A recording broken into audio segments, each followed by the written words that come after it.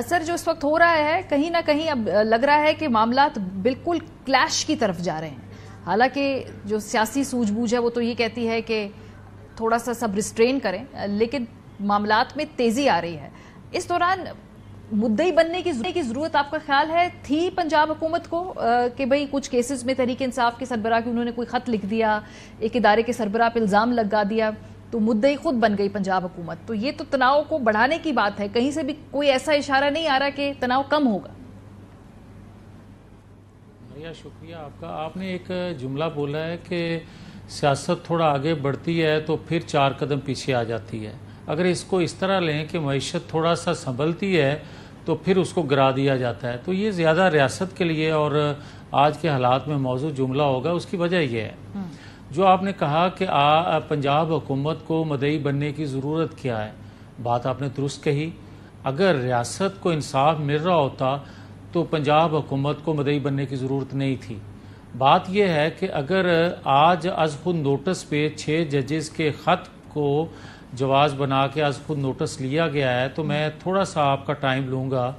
گزارش اتنی ہے کہ تمام فریق اور تمام بینیفیشری اور تمام متاثرین اگر اس بات میں متفق ہیں، اور خاص طور پر ایک طاقتور ادارہ اگر یہ کہہ رہا ہے کہ 2014 سے آپ جوڈیشل کمیشن بنا لیں اور اس وقت سے جو کچھ آج تک ہوتا ہے وہ پبلک کریں اور اس کے مطابق ان کو سزا دی جائے، تو میں سمجھتا ہوں کہ ہم تو کہتے تھے 2018 اور 2024 پہ کمیشن بنا لیں اور جو کچھ ہوا ہے وہ سارا پبلک کیا جائے، مگر یہ 4 قدم آگے بڑھنے والی بات ہے کہ وہ کہہ رہے ہیں کہ 2014 میں کیا ہوا۔ 2014 میں جو لندن پلان تیار ہوا جس میں جنرل ظہیر الاسلام، جس میں طاہر القادری صاحب، جس میں عمران خان صاحب، جس میں پرویز الہی صاحب اور جس میں کچھ اور لوگ بھی چہرے جو کمیشن اگر بنے یا اس کو نوٹس پہ اس پہ نوٹس لیا جائے تو وہ چہرے سامنے آ جائیں گے۔ بات یہ ہے ماریا، مجھے تھوڑا سا ٹائم دیجیے گا، کہ بات یہ ہے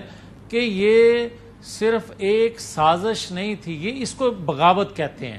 بغاوت کس زمرے میں کہ اگر اداروں کے اندر سے کوئی رول ادا کرے ایک منتخب حکومت کو ختم کرنے کے لیے، ایک بغاوت ہے۔ اور اس بغاوت میں کون کون ساتھ شامل ہوتے ہیں؟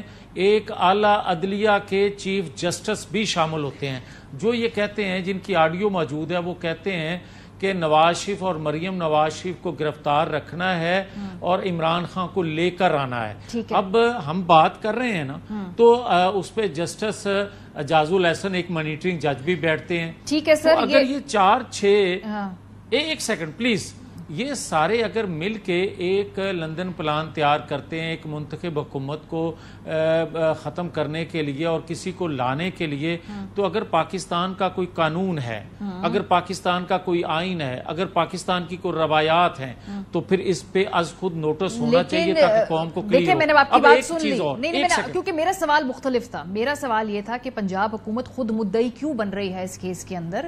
اس کا جواب یہ آپ جو بات کہہ رہی ہیں وہ علیحدہ ہے، مجھے اس سوال کا جواب نہیں ملا کہ پنجاب حکومت کو خود مدعی بننے کی ضرورت کیوں پیش آ رہی ہے؟ نہیں، میں اسی پہ آ رہا ہوں، میں اسی پہ آ رہا تھا۔ اگر آپ تھوڑا سا مجھے ٹائم دے دیں، پھر آپ کے سوال کا جو آپ سوال کریں گے میں حاضر ہوں۔ میں گزارش یہ کرنے لگا ہوں، ایک بغاوت وہ ہوئی، دوسری بغاوت اس وقت ہوئی جب عدم اعتماد ہوا اور اس وقت کے ڈپٹی اسپیکر نے عمران خان کی خواہش پہ آئین سے ماورا ایک سائفر کو جواز بنا کے اسمبلی توڑنے کا کہا، جبکہ آج سائفر کے بارے میں کہا جا رہا ہے کہ وہ تو ایک ڈھکوسلا تھا، ہمیں ایک خط لہرایا، ہمیں ایک کاغذ لہرایا۔ اگر وہ غلط تھا تو پھر جواز بنا کے اسمبلی کیوں توڑی گئی؟ اور بغاوت اس وقت بھی ہوئی، آئین اس وقت بھی ٹوٹا، ایک تیسری دفعہ ٹوٹا آئین، بغاوت ایک تیسری دفعہ بھی ہوئی، وہ 9-10 مئی کو ہوئی۔ 9-10 مئی کو بغاوت ہوئی، ایک ادارے کے سربراہ کو نہ لگایا جائے اور ایک ادارے کے سربراہ کو کنٹینیو کرنے کے لیے۔ پھر مجھے یہ بتائیں کہ اس میں کون کون سے لوگ شامل تھے؟ 3 دفعہ بغاوت ہونے کے باوجود اگر اس پر آرٹیکل 6 نہیں لگ سکتا تو پھر پنجاب حکومت کو مدعی بننے کی ضرورت اس لیے پیش آ رہی ہے کہ اگر 190 آپ نے جو تینوں واقعات بتائے، ان تینوں واقعات کے دوران آپ کی حکومت تھی، جب وہ اسمبلی ٹوٹی اس کے بعد پی ڈی ایم کی 18 ماہ حکومت رہی، آج بھی آپ کی حکومت ہے, 2014 کے بعد بھی آپ کی 2017 تک حکومت تھی. اس دوران اگر آپ کے پاس آپ کوئی کمیشن بنا سکتے تھے, آپ کوئی طریقہ کار, اور اگر آپ مدعی بن رہے ہیں تو معاملہ تو انہی عدالتوں کے پاس جا رہا ہے نا جہاں سے آپ کو شکایات ہیں. تو یہ مجھے یہ ذرا سمجھا دیجئے کہ یہ معاملات اگر یہاں پر ہیں تو اس کو پرسو بھی تو نہیں نا کیا آپ لوگوں نے. دیکھیں ماریا, باتیں دو ہیں. اگر تحمل سے میری گزارش سن لیں, وہ یہ ہے, میں نہیں کہہ رہا کہ بغاوت ہوئی ہے, میں تو واقعات بتا رہا ہوں. میں تو یہ کہہ رہا ہوں کہ سزا کیوں نہیں ہوئی. میں یہ نہیں, واپس لیتا ہوں الفاظ. میں یہ کہتا ہوں کہ اگر یہ واقعات ہوئے ہیں تو ریاست کہاں ہے, ریاستی ادارے کہاں ہیں, ریاست کا قانون کہاں ہے, ریاست کا آئین کہاں ہے. اور ریاستی اداروں سے اگر یہ گڈ ٹو سی یو کا الفاظ آپ سنیں گے تو پھر آپ کو یہ کہنا پڑے گا کہ آرٹیکل 6 جیسا جو قانون ہے وہ ختم کر دینا چاہیے. یہ ونڈو کھلی رہنی چاہیے. جب کوئی چاہے مسلح جتھے لے کر آیا کرے گا اور اداروں کے سربراہ بدل دیا کرے گا, اور حکومت مسلح جتھے لے کر آیا کرے گا, ختم کر دے کرے گا اور اپنی حکومت بنانے کا اعلان کر دیا کرے گا. میں نے بات سن لی. نہیں, آپ کی بات سن لی میں نے. اب مسئلہ یہ ہے کہ پی ایم ایل این سے رانا ثناء اللہ صاحب ہیں, عرفان صدیقی صاحب ہیں, وہ کہتے ہیں بیٹھ کے بات کریں, بیٹھ کے مذاکرات کریں. جن کو آپ کہہ رہے ہیں کہ بغاوت کے وہ سہولت کار تھے, اعلی کار تھے, یہ انہی سے بیٹھ کے بات کرنی. تو آپ کہتے ہیں کہ پہلے اس کا معاملے کو طے کریں. آپ کی حکومت میں کچھ لوگ کہتے ہیں کہ بیٹھ کر بات کریں. تو پی ایم ایل این کی اصل پالیسی کیا ہے؟ کیا 9 مئی کو پہلے منطقی انجام تک پہنچایا جائے یا پہلے بات کی جائے؟ نہیں, دو چیزیں ہیں. تمام پولیٹیکل فورسز جو ہیں ان میں بیٹھے کارکن سے لیڈرشپ تک کوئی بندہ کہے کہ آئین پر عمل نہیں ہونا چاہیے, کوئی بندہ یہ کہے کہ قانون پر عمل نہیں ہونا چاہیے, تو جو آپ کہیں گے میں وہ کہنے کے لیے تیار ہوں. ہاں, کوئی عمل کرتا ہے نہیں کرتا عملاً وہ الگ بات ہے, مگر کہتے سبھی یہی ہیں کہ ہم آئین قانون کی بالادستی کے لیے کام کر رہے ہیں. اب میرا سوال یہ ہے کہ اگر آئین قانون نام کی کوئی پاکستان کے اندر چیز ہے تو پھر آپ مجھے بتائیں کہ جسٹس ثاقب نثار ہوں یا بندیال صاحب تک ہوں یا جنرل ظہیر الاسلام ہوں یا جنرل باجوہ صاحب تک ہوں یا عمران خان صاحب ہوں یا میری کوئی سزا باقی رہ گئی ہو, مجھے وہ سزا دیں.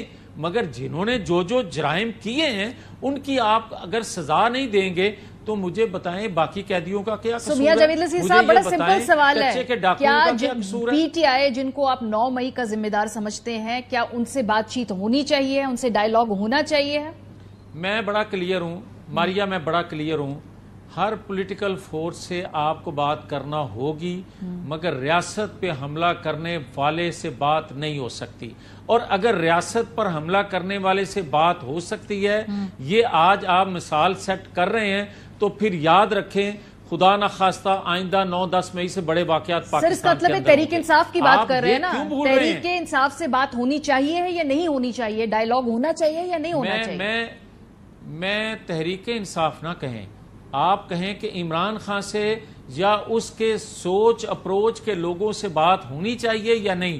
مجھے یہ بتائیں, کیا تحریک انصاف کے وہ لوگ جو عمران خان کی سوچ اپروچ کو, منصوبے کو, منصوبہ سازی کو لے کے آگے بڑھ رہے تھے اور 9-10 مئی کو جو انہوں نے کچھ کر دیا وہ چھلاوے ہیں کہ ایک دن نظر آتے ہیں اور اگلے لمحے غائب ہو جاتے ہیں, اور پاکستان کے اندر رہ رہے ہوں, پھر ریاست کمزور ہے یا ادارے کمزور ہیں کہ ان کو ڈھونڈ نہیں سکتے, ان کو پکڑ نہیں سکتے, وہ نظر آتے ہیں. پھر میں یہ کہنے میں حق بجانب ہوں کہ سہولت کاری ہو رہی ہے, پھر میں یہ کہنے میں حق بجانب ہوں کہ مجھے تو 6 سال بعد آپ نے انصاف دینا شروع کیا اور 6 سال بعد مجھے یہ کہا گیا اور کہتے رہے آپ سب لوگ کہ جناب دیکھیں ان کو کتنی تیزی سے انصاف مل رہا ہے. حالانکہ انصاف تو سب کو تیزی سے ہی ملنا چاہیے, مگر انصاف میں بھی آپ نے کہا یہ لاڈلے ہیں. تو آج 6 ماہ کے بعد جن کو ریلیف مل رہا ہے, مجھے آپ کی بات سمجھ میں آ رہی ہے, آپ کی بات سمجھ میں آ رہی ہے, لیکن پھر مجھے رانا ثناء اللہ صاحب کی بات سمجھ میں نہیں آ رہی, جو کہہ رہے ہیں کہ آپ ہمیں صرف اشارہ کریں, ہم آ کر بات کر لیں گے, جہاں کہیں گے ہم آ کر بات کر لیں گے. آپ ایک مختلف بات کر رہے ہیں, وہ ایک مختلف بات کریں. تو کون سی صحیح پی ایم ایل این کی پالیسی ہے, یہ انفرادی پوزیشن ہے آپ لوگوں کی؟ نہیں, میں یہ کہتا ہوں کہ رانا صاحب نے جو کہا ہے وہ ان سے پوچھیں. میں جو بات کر رہا ہوں, میں تو بات کر رہا ہوں آئین قانون کی پاسداری کی.